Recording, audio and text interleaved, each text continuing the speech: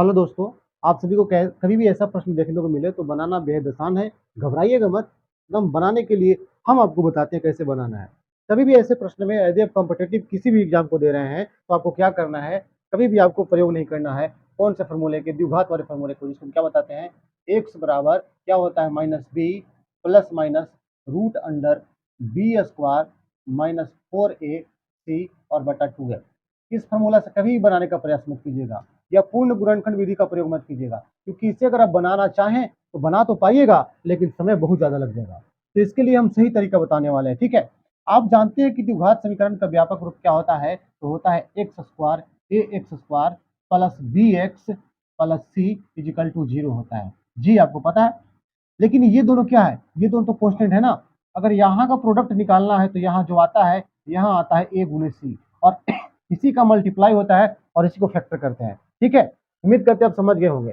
तो अब देखिए यहाँ हम बात करते हैं, यहाँ क्या है आपका, तो यहाँ कहिएगा सर 12 है, ठीक है, यहाँ लिखते हैं, ठीक है। क्या यहाँ 12 है और 12 को किए हम फैक्टर, इस 12 को फैक्टर करते हैं तो क्या टूटेगा, 4 और क्या टूटेगा 3, तो क्या हो जाएगा 4 3 12, समझ रहे हैं, 4 3 क्या हो जाएगा 12। अब देखिए यहाँ कितना करने पर ऐड हो जाएगा, 4 को ऐड करेंगे और प्लस 3 को ऐड करेंगे, कितना हो जाएगा 7, तो जोड़ने के बाद 7 आ गया, गुना करने के बाद 12। बस यही करना है आपको, यही कॉन्सेप्ट आजमाना है, देखिए और कुछ नहीं करना है। जो भी यहाँ है सिर्फ चिन्ह को परिवर्तन कर दीजिए, आप कर दीजिए यहाँ माइनस और फिर कर दीजिए यहाँ माइनस, यही हो जाएगा -4 और -3 हो जाएगा क्या आपका आंसर।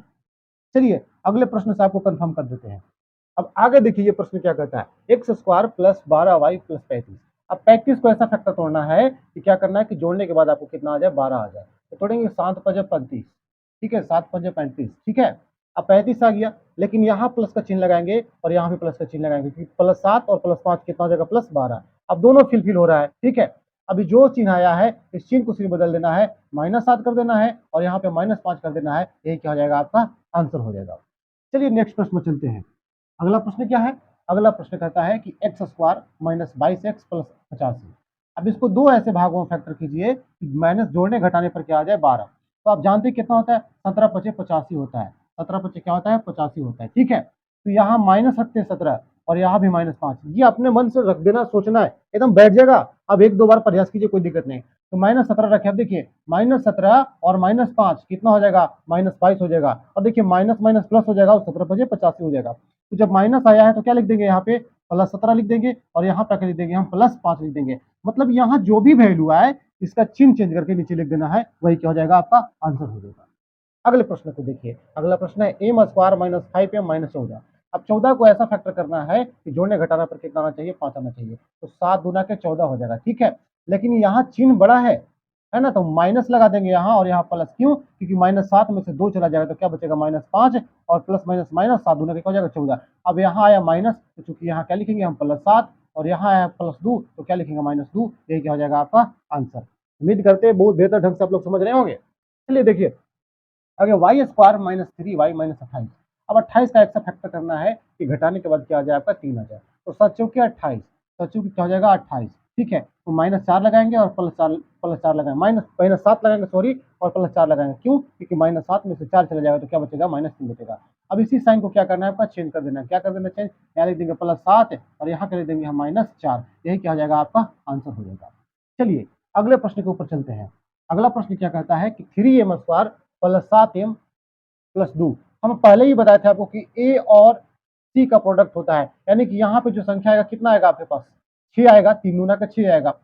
6 को ऐसा फैक्टर करना है कि जोड़ने घटाने पर 7 आ जाए, तो 6 गुना 1, 6 गुना 1, यानी कि 6 गुना 1 करेंगे तो क्या हो जाएगा 6 ही आएगा। तो यहाँ प्लस एक प्लस लगा देते हैं, यहाँ भी प्लस लगा देते हैं। अब देखिए क्या आ रहा है आपके पास, तो 6 और 1 7 आ रहा है, लेकिन देखिए कि 6 कब प्राप्त हुआ, जब 3 से गुना किए तब प्राप्त हुआ, इसीलिए इसको पुनः वही स्थिति में लाने के लिए 3 से क्या कर देंगे हम भागा कर देंगे, 3 से क्या कर देंगे भागा कर देंगे। अब इस साइन को चेंज करके लिख दीजिए, 3 गुना का 6 हो जाएगा, बस तो -2 हो गया यहाँ पे और यहाँ कुछ नहीं कटेगा, तो -1/3 हो जाएगा, यही क्या हो जाएगा आपका आंसर हो जाएगा।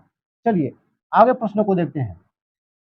इस प्रश्न को आप लोग, चलिए हम बना ही देते हैं। इस प्रश्न को देखिए क्या है, यहाँ से मल्टीप्लाई करेंगे यहाँ पे, ठीक है, तो क्या हो जाएगा 1 गुना 14, यानी क्या हो जाएगा यहाँ पे 14। अब 14 को फैक्टर करेंगे, क्या हो जाएगा 7 गुना के 14, 7 गुना क्या हो जाएगा 14, तो +7 और +2, ठीक है। लेकिन ये 14 कब आया, जब यहाँ से 14 से मल्टीप्लाई किए तब आया, तो बटा में 14 डाल दीजिए, क्योंकि 14 से मल्टीप्लाई किए थे हम, ठीक है, तो बटा में 14 डाल दिए। अब काट देते हैं, 7 दूना का 14, यानी कि यहाँ क्या हो जाएगा 1/2 और यहाँ क्या हो जाएगा 1/7। लेकिन दोनों के दोनों प्लस में, तो यहाँ क्या लिख देंगे -1/2 और यहाँ क्या लिख देंगे -1/7। ये क्या हो जाएगा आपका आंसर हो जाएगा। चलिए आखिरी प्रश्न के ऊपर देखिए, ध्यान दीजिए। इस रूट वाले प्रश्न को समझिएगा, बड़ी ध्यान से समझिएगा। हम क्या किए कि यहाँ से यहाँ मल्टीप्लाई करते इसका प्रोडक्ट निकालते हैं, तो क्या हो जाएगा आपका हो जाएगा a गुने सी। a गुने सी कहने का मतलब क्या हो जाएगा कि यहाँ पे गुना करेंगे। देखिए 2 बार जब रूट आता है, रूट का जिक्र होता है, तो एक भी लिख देते हैं बाहर, तो 3 और गुना 2 बार रूट 3 को गुना करते क्या हो जाएगा 3। इसका मतलब क्या हो गया 39 हो जाएगा, 13 3 39 हो जाएगा। अब इसका फैक्टर करेंगे तो क्या हो जाएगा, एक 13 बनेगा और एक 3 बनेगा। बनेगा कि नहीं बनेगा? बनेगा।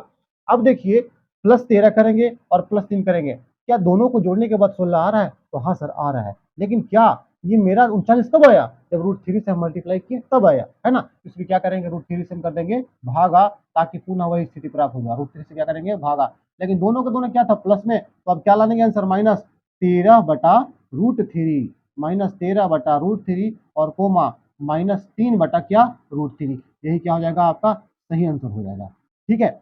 यदि वीडियो अच्छे लगे तो हमारे चैनल को सब्सक्राइब कर ले, लाइक कर ले और बेल आइकन को दबा ले, क्योंकि हम हमेशा इस तरह की वीडियो अपलोड करते हैं।